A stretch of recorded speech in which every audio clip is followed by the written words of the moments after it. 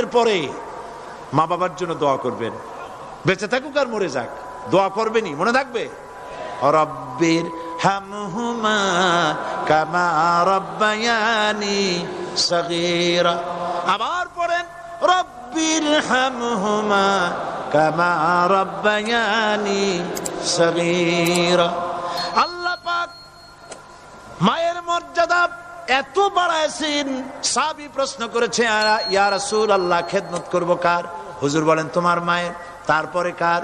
তোমার মায়ের, তারপরে কার? তোমার মায়ের, তারপরে কার? তোমার পিতার।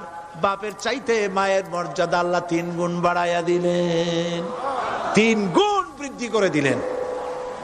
হাদিস শরীফে এসেছে হযরত আবী হুরায়রা রাদিয়াল্লাহু তাআলা আনহু রাসূলের কাছে এসে রাতের বেলায় কাঁদতেছিলেন। হুজুর প্রশ্ন করলেন আবু হুরায়রা কাঁদো কেন? হযরত আবু হুরায়রা বলছেন হুজুর মা আমাকে মেরেছে। তিনি প্রশ্ন করলেন আচ্ছা মা তোমারে মারলো কেন? তুমি কি কোনো বেয়াদবি করছো? তিনি বললেন না। তবে মারলো কেন?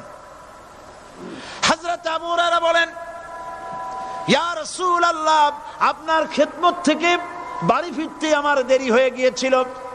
গভীর রাত্রে যখন বাড়ি গেছি মা আমাকে প্রশ্ন করলেন বাবা দেরি হলো কেন, কোথায় ছিলি?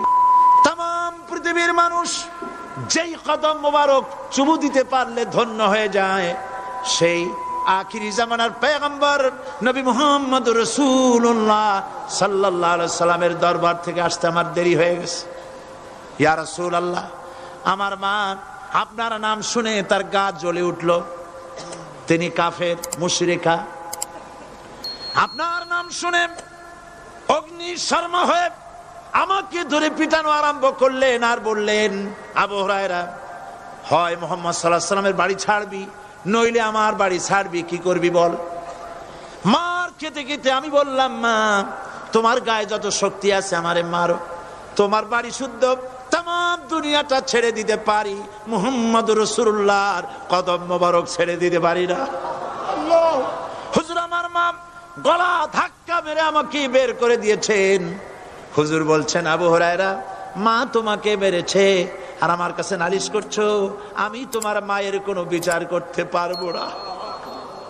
সুবহানাল্লাহ, এত বড় পাওয়ারফুল নবী, শানওয়ালা, ইজ্জতওয়ালি, বরকতওয়ালি, এত বড় নবী বলছেন মা মেরেছে আমার করার কিচ্ছু নাই। সুবহানাল্লাহ, তোমার মা মুশরিকা হোক আর যাই হোক তোমার মা।